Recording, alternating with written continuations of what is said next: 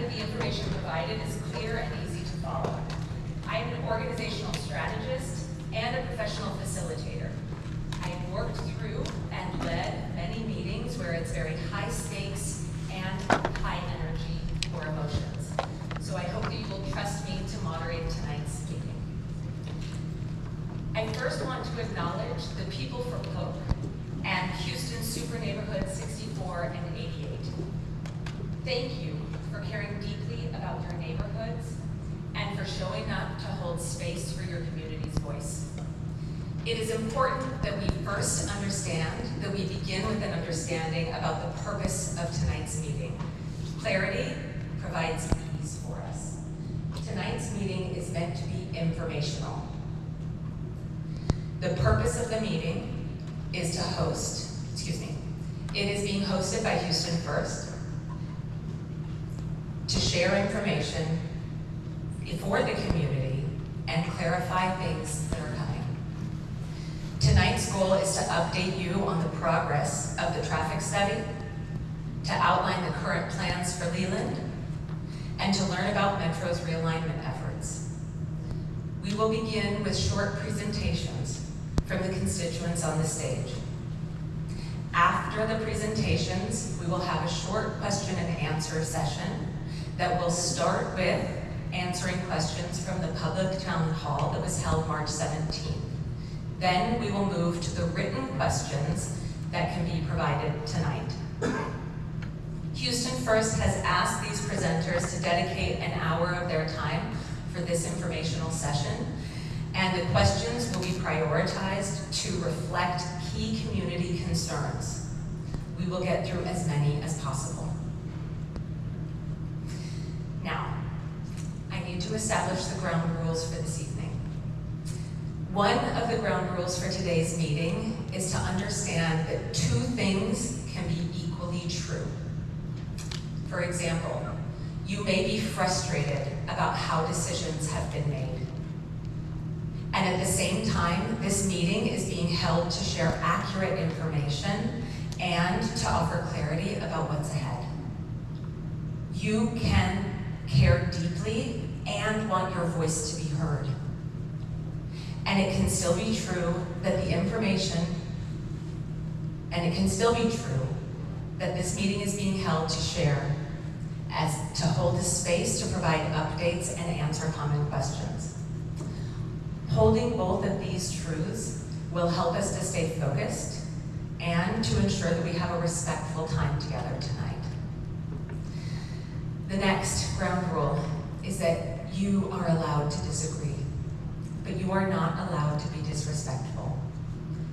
Personal attacks, yelling, and interruptions will not be tolerated, and I ask that you treat each other and the speakers with the same amount of respect that you would want. As I mentioned earlier, this is not going to be an open forum, yet we will have a question and answer session at the end. I promise to do my best to get to as many questions as possible. If you'd like to submit a question, there are pages in the back on the tables. Please write legibly so we can read what you've written. And if you'd like to raise your hand with the question card, the Houston First team will come around and collect them, or if you're in the middle of a row, you can pass it to the end of the aisle and the Houston First team will collect them from the ends. Houston First has also committed to address questions pertinent to the broader community with an FAQ document that will be posted on their website. Any questions that we don't get to tonight and questions that are emailed in will be addressed in that FAQ document. This format is designed to provide information and to ensure that we have a fair and orderly session for all attendees. Now, I'd like to introduce those at the table who represent major portions of this project. First, we have Michael Heckman with Houston First. We have Luther Villagomez from Houston First, Frem Reggie from Hines, OJ McFoy from Public Works, Jennifer Peak with Walter P. Moore, and Ken Brown with Metro.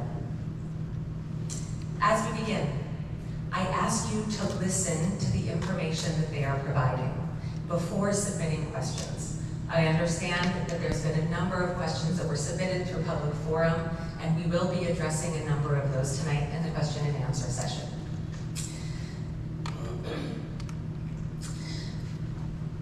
Our first speaker will share about the history of this project. So I'd like to invite Michael to talk to us about the history.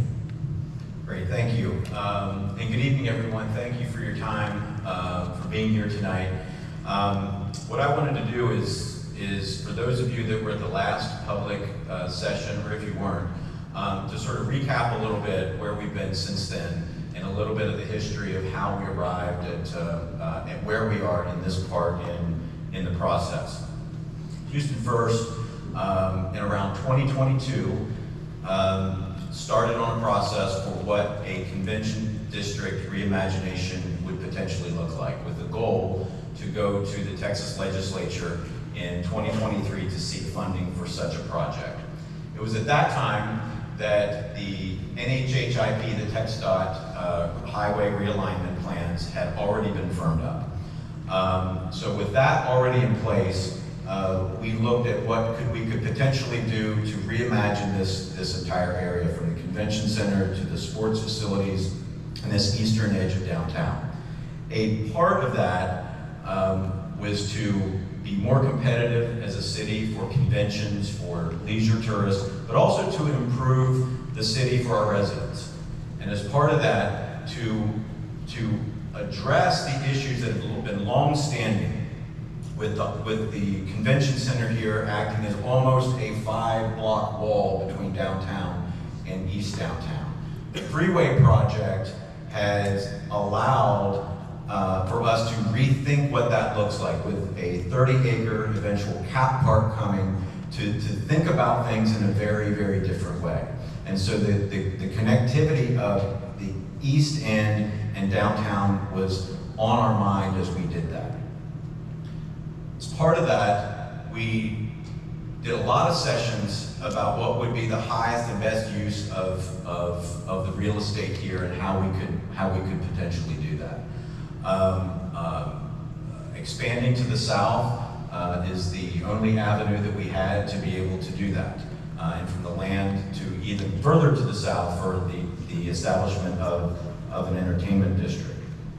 As part of that, we examined if it would be possible to keep Polk Street open during that time. We ultimately, through a lot of work and a lot of determination, realized that it would not be, because of the business model that is required for keeping our business model open, and eventually opening up the middle of the building for the east side for a pedestrian promenade, of which we have talked about before and is available on our website, that you would be able to see.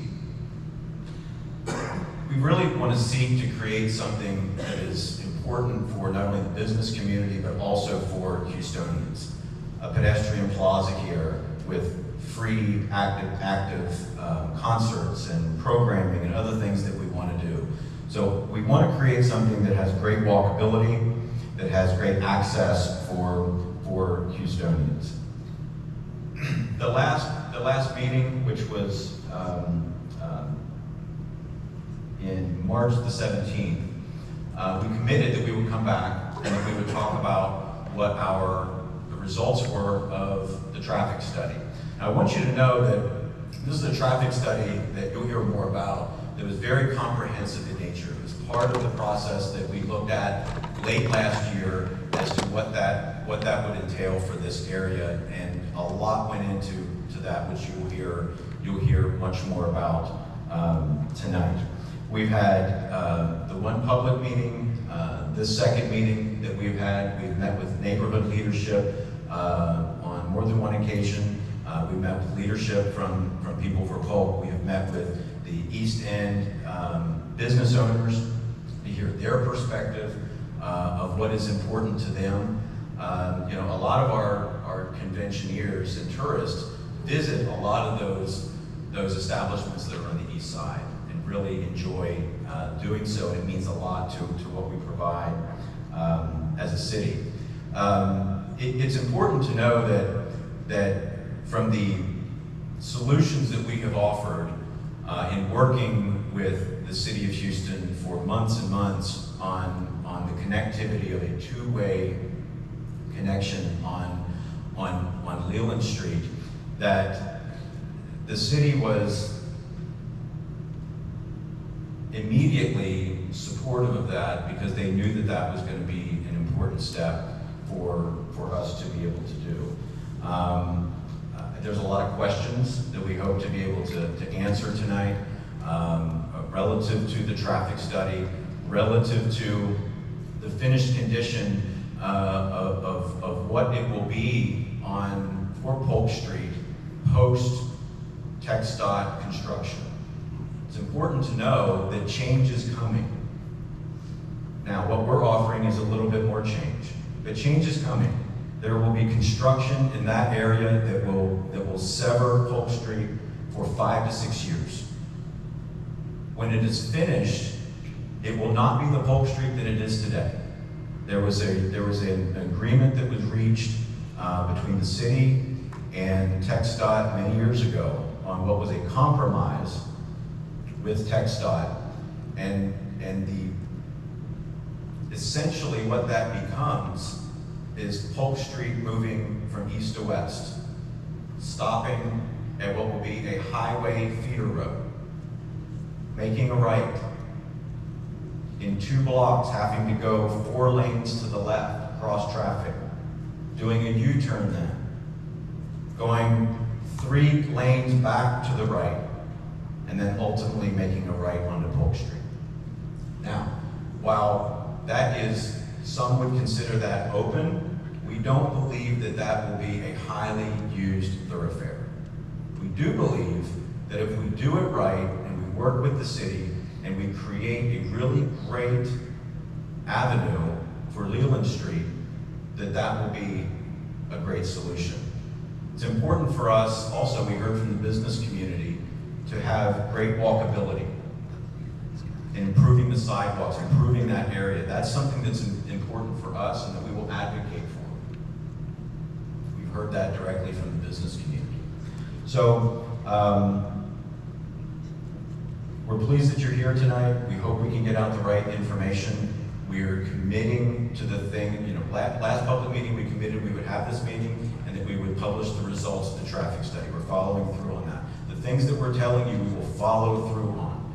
We will put information on our website. We will proactively work with Councilmember Martinez's office and others in the city to proactively work with when there will be closures. There's going to be TxDOT closures. There's going to be a whole web of things that are going to be happening, but for us to be able to do our part. So I thank you for being here. I thank you for listening. We look forward to answering your questions, and we hope that we can be helpful.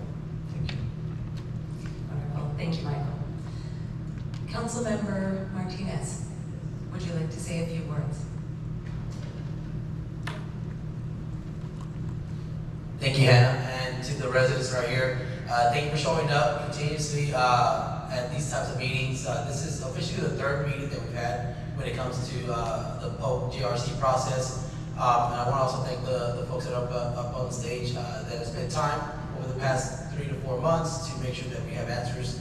Ultimately, we want to make sure that we have those answers that were brought up at the last meeting. And so we're here to listen. I know I have some of my colleagues here. We have Councilmember Ramirez, Councilmember Castillo, Councilmember Alcorn.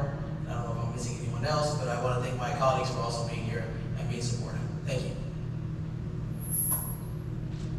Wonderful. All right, we are moving on to the informational portion of the meeting, and this will begin with Jennifer Peak, who has created a presentation for us about the traffic study to update us on what the results were. Jennifer? Great, thank you for having me tonight. Again, Jennifer Peak, I'm with Walter P. Moore. We are the civil engineering firm working on the JRC process for the GRB South building. This is a summary of the traffic study results for the traffic study that was conducted by Transcend Engineers and Planners. This is a summary that I'm presenting today because it relates to the abandonment process. The purpose of the traffic study was to evaluate the impact of the GRB South building and the JRC abandonments on the intersections in the immediate vicinity of the new South building, and to identify any necessary mitigation measures for any impacts. The study area included 48 intersections. This was bound by Rusk to the north, Chartres to the east, Pease to the south, and LaBranche to the west. This was an initial study area that was discussed with the city. The GRB South project is a 700,000 square foot convention space expansion with associated roadway modifications. The study, as you read it, indicates that it's 900,000 square feet, but the study had started a while back, and so that was the size at the time the study was initiated, but the current convention hall is planned to be 700,000 square feet in size. In addition, there's some areas that take into account the North Houston Highway Improvement Program, which is TxDOT's planned expansion of 45 between downtown and Beltway North. Related to the GRB South project, the following roadway modifications are included. This includes the Polk closure between Chartres and Avenida, Jackson between Bell and Polk, Hamilton closure between Bell and Polk, and conversion to two-way between Bell and Leland, closure of Clay between Jackson and Hamilton, closure of Shenandoah between Bell and Polk, and then, as discussed, the conversion of Leland to two-way between Chartres and Austin. Because that was the boundary of the study area, it stopped at Austin, but that two-way conversion could potentially extend across downtown. In addition, a small portion of Bell will be converted to two-way between Shenandoah and Hamilton. In addition, the NHHIP project modifications include Hamilton closure between Clay and Leland, which essentially is the conversion to New Hamilton to become the southbound frontage road. In addition, St. Emmanuel will be converted to the northbound frontage road. The existing Bell Bridge will be removed over 45, and there will be a connection, likely the exit shown on this graphic that ties into Bell Street will likely tie into Leland. The Leland Bridge will be widened and converted to a two-way bridge, and Polk will be closed between St. Emmanuel and Hamilton, all with the NHHIP project. So let me talk for a few minutes just about the study methodology used in this traffic study. This follows a typical methodology for traffic studies in general, and the first step is looking at traffic data collection. Peak period traffic counts were collected in November 2024, considering both a day that had an event and a non-event day. The event day counts were collected on November 15th, and the non-event day was November 21st. The background growth rate, this sets a baseline for the years that we're looking at for when these projects will open. The years we're looking at are 2028 for the GRB South project and 2045 for NHHIP. So you want to use an annual background growth that just considers the growth of the region. So the traffic study relied on regional data from HGAC, which indicates background growth of 1% per year. Each of these processes takes a couple of weeks to get through. These are not fast steps, so just want to put that into perspective as we're looking at a study of this size. Typically, traffic studies related to new developments may only be about 10 or 12 intersections, so a 48 intersection study is quite large. The next step is looking at trip generation, and the methodology used was looking at a attendance to floor area ratio, so that you could factor up as the floor size increases for the convention center, base it on the 80th percentile of current day attendance with the current square footage, and increase it based on the proposed square footage. There are two scenarios looked at, one that includes a normal event, which typically is about 10 to 20,000 attendees, and then a condition which is called a mega event in the study, which would be an event with 45,000 plus attendees. The data you see in the table here is from a replica database. It's called a database called Replica that utilizes cell phone data, where you can get origin destination information for the general travelers in the area. And this just shows kind of the general travel trends by hour for a typical day. Related to the traffic counts, there was an event on the event day. That was the counts were collected when the Afrotech conference was occurring, which had about 20,000 attendees on the day of the data collection. The next steps in the methodology was trip distribution, and there are really two components here. One, looking at the origin destination information for the new trips that will be coming to the GRB. And again, that's based on the trip generation for the new size of the GRB South. But this trip distribution also included redistributing any traffic that was utilizing the roadways that are going to be closed. And so both items are included as part of trip distribution. And as you can expect, most of the trips originated from the highway exit ramp, and outbound trips were headed towards Ruskin to Chartres and LaBranch and Leland headed to the freeway. The next step is level of service analysis. This is the common methodology for a traffic study, and the traffic software Vistro was utilized. As you can see in the table, it's a letter grade rating from A through F, like in school, and level of service D or better is generally acceptable. So let's kind of talk about the analysis scenarios next. There were 5 scenarios that were looked at in the traffic study to consider these potential impacts.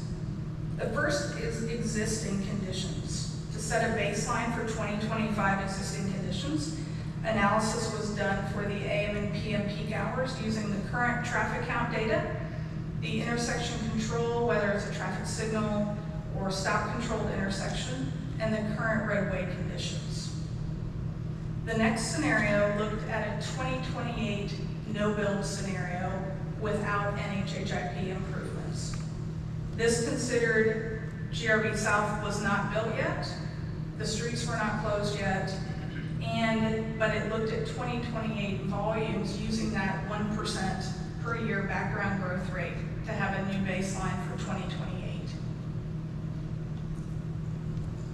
The next scenario looked at the build conditions. This is 2028 with the GRB expansion for a normal event. This is pre-textile. So in this scenario, the GRB South building is built, but the NHHI improvements are not in place yet. The streets are modified due to GRB only, and the trips were redistributed in the road network. The 2028 traffic volumes were then projected considering those normal event conditions. Then the study looked at a 2028 build condition for a mega event. Again, GRB South is built, streets were modified, and traffic was redistributed, but this assumed that larger event was occurring at the GRB. Based on this, and we'll talk about the results in a minute, but for the mega event condition, it was determined that a 2045 mega event scenario was not needed because of how a mega event is managed.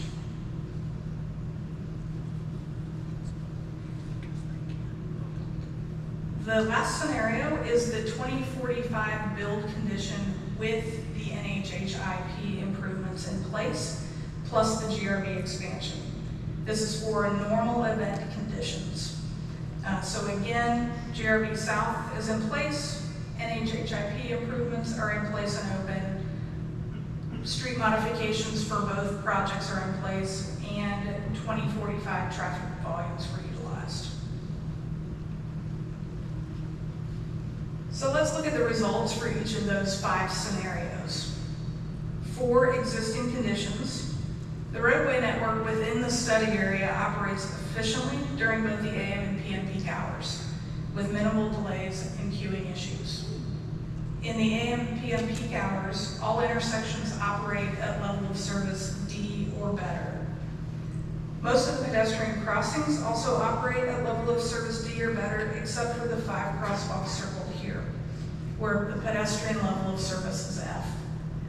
This low pedestrian level of service can be mitigated with looking at improved traffic signal timings and by increasing either the sidewalk width or the crosswalk widths. The 2028 no-build condition without NHHIP, again, this assumes the 1% annual growth rate. The traffic and pedestrian operations remain consistent with existing conditions. There are still all of the studied intersections operate at level of service D, with the exception of Polk Chartres, which operates at level of service E in the AM peak hour. You still have the 5 crosswalks that are operating at a level of service F, but again can be mitigated with widened crosswalks and sidewalks and signal timing modifications. Looking at the build conditions now in 2028 for the normal event condition, the GRB expansion does not significantly impact the overall operations of these studied intersections. All of the intersections operate at level of service D or better, even with the additional trips due to the GRB South Hall and the reroute of existing trips around any roadway closures. 3 crosswalks operate at pedestrian level of service F, but again can be mitigated. Moving on to the mega event condition, build condition in 2028. As you can see in this graphic, it's assumed that for a mega event with 45,000 plus attendees, there will be an area that is cordoned off due to security reasons. For that reason, traffic operations would have to be based on a traffic management plan that is customized for that type of event, which is what occurs today when a major event happens at the GRB. During event peak hours with a mega event condition, traffic operations would be level of service E or F if it was just operated by the traffic signals.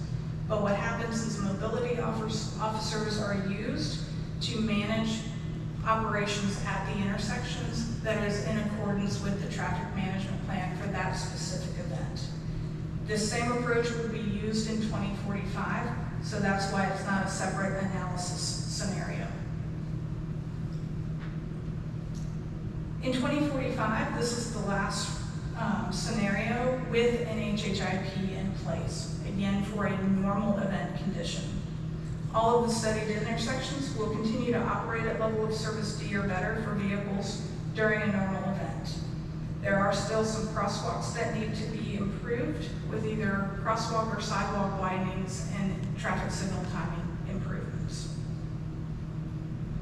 In addition, while it was not included in the traffic study, we did look at travel distances and travel time comparisons for routes between East Downtown and downtown Houston.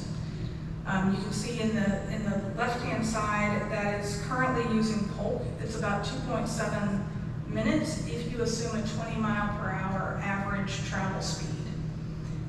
When NHHIP is put in place, that travel time increases to about 3.4 minutes. And in the future with the GRB expansion, with vehicles using Leland Street, the travel time would be about 3.8 minutes. So less than 2-minute impact to the travel route down Leland. With that concludes my comments. And Kim? Thank you, Jennifer, and Walter P. Moore for overseeing the study and presenting this for us. We would now like O.J. McCoy from Public Works to explain their progress making Leland a two-way. All right, well, thank you very much. I want to thank Michael. As Michael had indicated earlier, the city has been working with Houston First on this expansion for some time now. We, of course, are in receipt of the traffic study, and we are currently reviewing it. But I really want to focus in on Leland, which is, for us, some of the early work that needs to get done in transforming that from a one-way into a two-way. I want to assure everybody that we are fast at work at that, and to remain on schedule, we want to make sure that that's done by this fall. So we're working with all of our partners to make sure that that can be achieved before we move forward with anything else. We, of course, will be doing a thorough review of the traffic study that has been prepared by Walter P. Moore as well as Transcend. Those are two firms that do a great amount of work for us at the city, and they are solid. So Houston First has definitely grabbed a great consulting team along with Hines. We also are working in the central business district on all the signalized timing. We want to make sure that has been lost over the time period, and we want to get that back right to make sure that we're getting fluid traffic going throughout our downtown in all of our various districts. I also want to assure everyone here about the JRC process. I am not the expert in that. I've brought along one of my colleagues, even though I see some of my other colleagues in the audience. And I really want to call on Addie if you'd like to talk about the process that we find ourselves in now.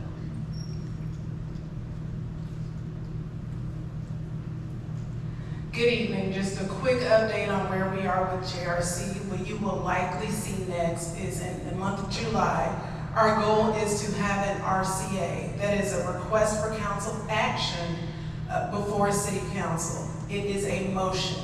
It is not the ordinance that is required for the actual abandonment of the street.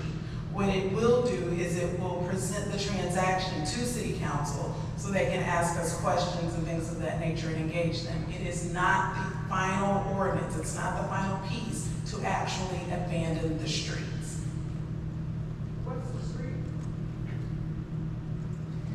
We are discussing the two-way Leland right now, right? And so I think at this time, I'm going to turn over to Ken. You can talk about the Polk Street adjustments. Yes, I'm Ken Brown with Houston Metro, and here to discuss the adjustments that we intend to make in response to the proposed change. So it's a fairly short presentation. Simply we'll discuss the existing conditions and then move on to talk about the planned realignment via Bell and Leland. So as you all are aware, there are two local services that utilize Polk Street today, the 40 Telephone Heights and the 41 Kirby Polk. These two routes come together in the downtown area. The combined frequency for both routes is every 15 minutes.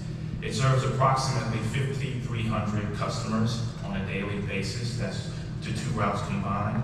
And with the change, for the most part, most riders will not be impacted. So as discussed, the proposed change will be via Bell and Leland. We will use a combination of Austin, LaBranch, Bell, Leland, and Emancipation to get around the proposed closure. The detour was identified because it's the safest way to navigate through the area and also the most convenient way possible to keep customers connected to the service. There are impacts associated with the change. There are 4 stops on Polk Street that will essentially lose service as a result of the change. There's also the stop at Lamar in Austin, but that can be relocated within reasonable walking distance to allow for our customers to maintain access who are utilizing the stop there. But that is essentially the change that Metro is proposing. It does not assume the two-way operation of Leland. It is based on the existing conditions as they are today. Thank you. We will now move on to the question and answer section, which I know everyone is very eager to anticipate.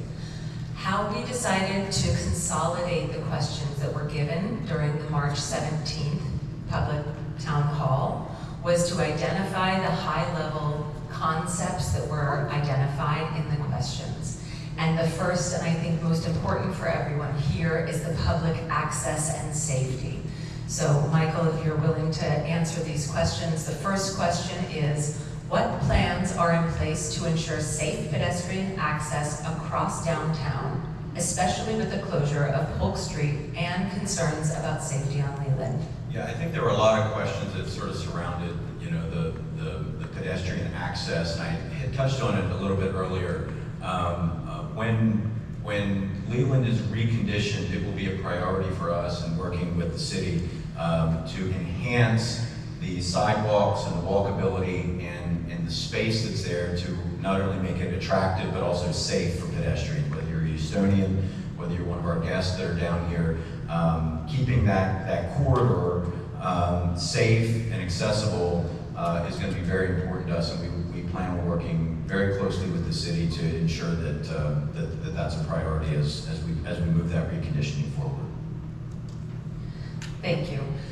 We understand that there are many constituents working together to create a safe plan for the community, so thank you again for taking this into consideration.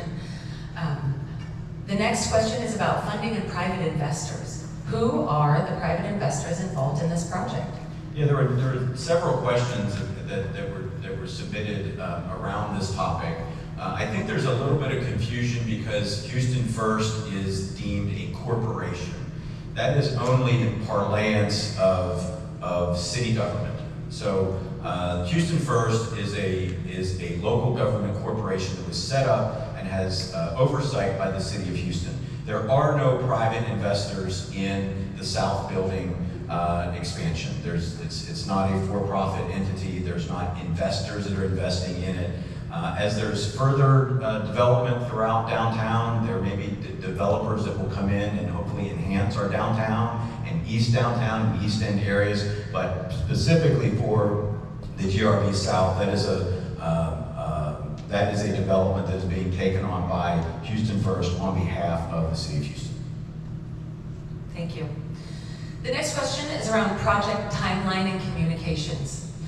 Is there a coordinated timeline for the Polk Street closure and Leland changes? How and when will this full timeline be communicated to the residents? So we're estimating that September or October would be when Polk would need to be closed. You heard Public Works just a few minutes ago talk about accelerating as quickly as we can the work on converting Leland to the two-way. We do not have a timeline yet for that, but it is in the engineering phase right now, and Houston First and Public Works are working very rapidly on that. As soon as we have an estimation on when that would be opened to the two-way, we'll be happy to share that as quickly as we have it. The next question that came up was about the direction of expansion. Why didn't GRB expand to the north, which could have had less impact on the street network? So I think we're very familiar with this area because we work in here every day. Not everyone may be, but to the north here towards the old Minute Maid Park, Dyken Park, on the north side of the George R. Brown, there's already development. So there's a parking garage there, there's a Partnership Tower, which is an office tower that is there. So there was simply no room to expand to the north. South, we owned land there, and so that was the natural progression to be able to go south, and it's always been the expectation that should the George R. Brown eventually expand, that it would go towards the south. Thank you.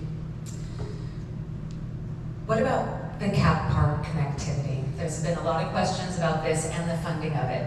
So here's the question that we're proposing, which is, given that the Cap Park is essential for restoring the connectivity with Edo, who is responsible for funding it, and what guarantees are in place to ensure that it's built?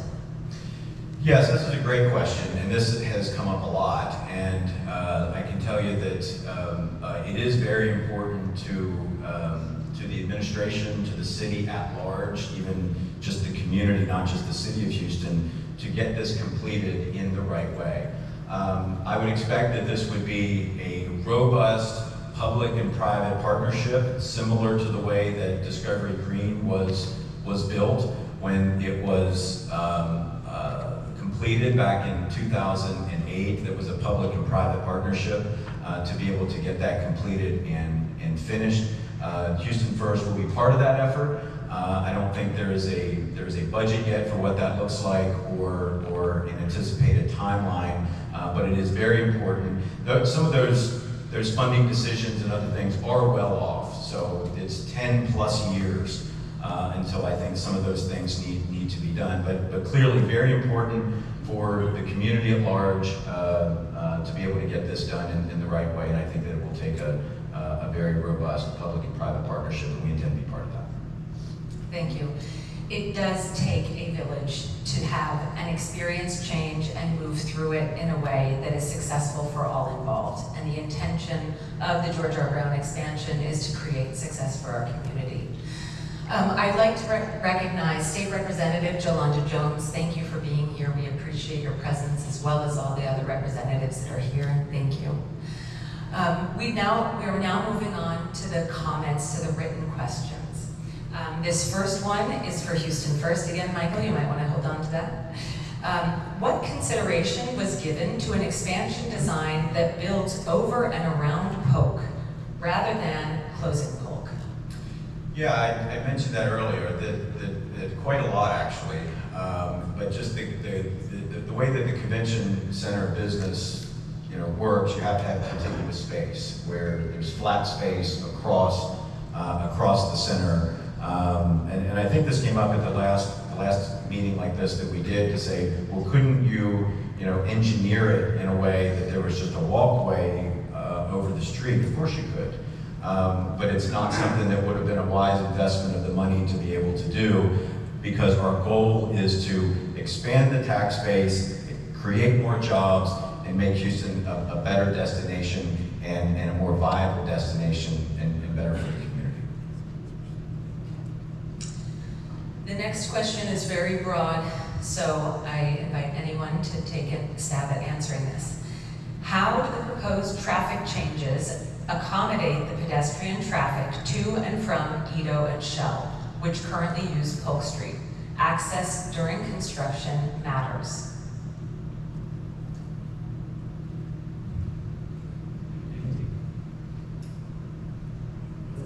Are you able to hear me? I can maybe take this one. During construction, all construction zones will be clearly fenced and marked, and that will be communicated on Houston First's website. It's already being communicated on Houston First's website and updated weekly with all construction closings, whether that be for the GRB or for TxDOT. And we will be studying pedestrian improvements, as Michael mentioned earlier, along Leland as part of the ongoing engineering analysis that's taking place right now. I should add, the question I think was about Shell Energy Stadium, I think, was part of it. We see a lot of pedestrian thoroughfare on Rusk and Capitol that are north of the George R. Brown. So that will remain open as it is today. Thank you. The next question is for Houston First and Public Works. Polk is the only east-west bikeway connection between Columbia, Tapp Trail, and downtown. How will it be replaced and when?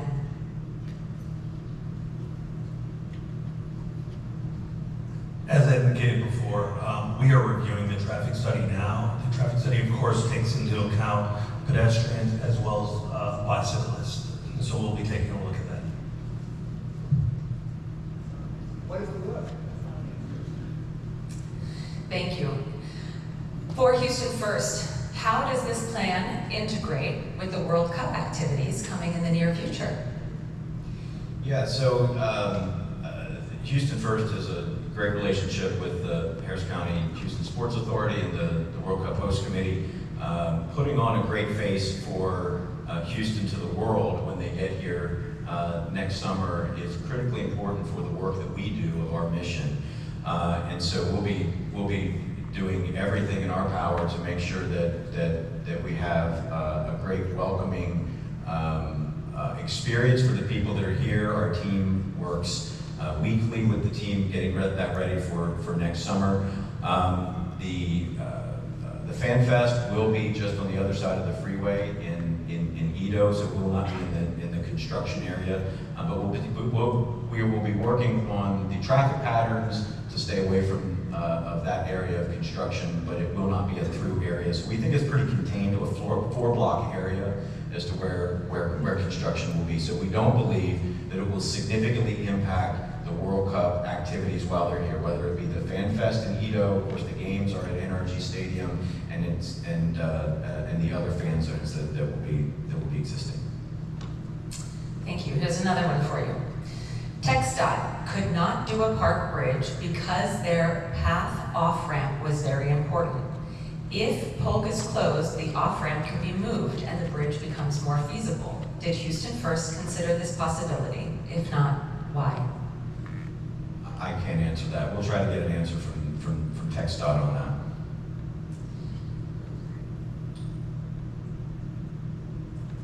Why isn't TxDOT here? I was just going to jump to this question, which is also for Houston First. Why is TxDOT not presenting today? So TxDOT has a lot of public meetings related to their construction project, and a lot of ongoing engagements and a lot of opportunities with the public. The important part today, we felt, was to engage and inform the public with the traffic study that we committed to do the last time we had a public meeting. This question I am going to gear towards Jennifer since she did the study, since she presented the study. The question is, the traffic study did not study any signals east of Chartres. These are critical. Why were they left out? So that traffic study area was discussed with the city before the study was conducted, and it does account for any traffic coming from east downtown at all of the intersections at Chartres and any diversions that would occur. Anything to add from Frem or Michael?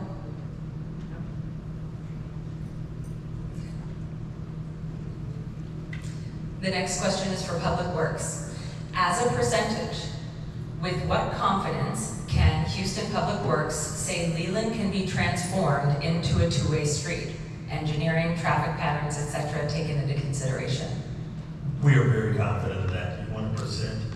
Let's throw 90%. Thank you. The next is also for Public Works and TxDOT, who is not here today. And the question is, this traffic study shows a new off-ramp from I-45 or I-695 to Leland. 2 lanes. How will this impact the City of Houston's Public Works ability to convert Leland to a two-way street? You know, I have not looked at that yet. I will ask my team when we get an opportunity and we can get that information back. Thank you. What specifically are the improvements planned to attract leisure tourists? In general, we have a number of, we could go, this is a whole different topic, we could go down that route. But, we have, our goal is to make Houston a lot more attractive every day than it was last year, the year before, or decades before. We do that by highlighting our green space, highlighting our people, our attractions, our restaurants, our museums, the things that are to do for business travelers, for families. We're a great family destination. We continue to invest in those opportunities with our stakeholders around the community to increase travel to Houston, and we'll be happy to talk more about that, but I'm not sure that's what everyone's here to hear about. Thank you. This next question is open. The new route for Metro rates 40 and 41, adding 5 traffic lights and 2 left turns, greatly increasing the travel time. It will also move the closest stop to GRB over 1,500 feet away. Is this acceptable, and how will it be mitigated? As far as acceptability, it's going to impact the customer. So anytime a customer is negatively impacted, it's not, I would be ignorant to say that it's going to be acceptable to the customer because there is an impact to them. Our objective is to try to mitigate the impact as much as possible. So we're going to be very intentional about where we put stops along Leland and Bell and Austin and LaBranch, where we will be operating moving forward. But as far as acceptability, if you're a customer and you're negatively impacted, I don't know that anything that we do could make that necessarily acceptable. So I don't want to, disrespect anybody by saying that this is acceptable or not. Appreciate that. This question is for Public Works again. When did the city receive a copy of the Houston's first traffic study? We received a copy last week, and so we're in the process of review. Just for our information, how many pages was that study? 413. The next question, what is the status of the study on the feasibility of two-way of Leland? We are working diligently on that one. That one, again, as I indicated, we're actually looking at how the engineering is going to take place so that we can get it done by this fall. Thank you. This question is for Houston First. A huge part of the proposed mitigation for pedestrian access from Edo depends on the NHIP, not proposed to be finished until 2040. How will you enhance connectivity before 2040? So that's a great question, because again, as I referenced in my comments earlier, significant change is coming, and it's coming for all of us in every respect. I typically use the Polk Street exit when I come to work. It's closed right now, so I've found a different way around to be able to get here. It will take a lot of work and a lot of coordination between us, the city, the community, and TxDOT to ensure that we've got the best connectivity that we can. They have established a timeline, but the timeline may move. With projects that size, the timeline may move, which will require us to be flexible in our planning, to look at different ways of doing things. But that will be an important part for the community, for the work that we do, and for the city, to make sure that we, during that time where there is construction, to try to keep the best connectivity that we can. But it is going to be a very, no news to anybody in this room, that TxDOT project is going to be a very, very significant construction project. Here's another one. Polk provides the safest direct route from the Second Ward to downtown for cyclists. Do you plan to set up an alternative route once it's closed? Yeah, we get this question a lot. We have been, will continue to work with the city to identify where that other bike lane could be. We have met with Bike Houston. We have another coordination meeting with Bike Houston coming up shortly to identify where those can be. We don't have that answer yet, but we'll be working diligently with the stakeholders and with the city on what that could be. I will admit, though, that is not the purview of Houston First. That is not our approval. That's the city's purview to make those decisions. But we will continue to work with everyone involved. What is being done to ensure that a protected bicycle facility will be open prior to closing Polk Street? It's similar to the last question, but has a little different focus. General mobility includes people biking to work and other destinations. Right.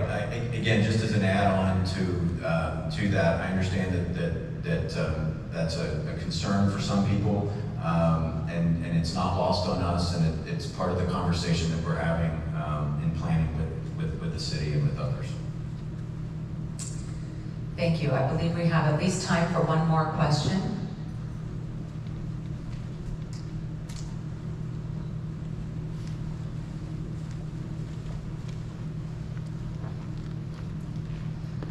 All right, Polk is the only street that allows for access to trains in East End. What is your solution?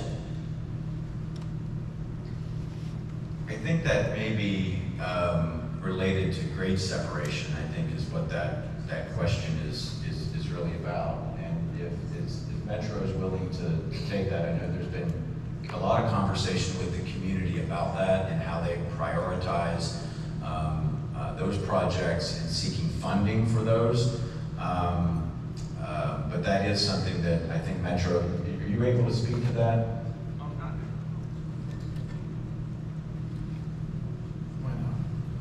Can you hear me? Not definitively. I know that we are looking into some grade separation opportunities in the East End community, specifically as it relates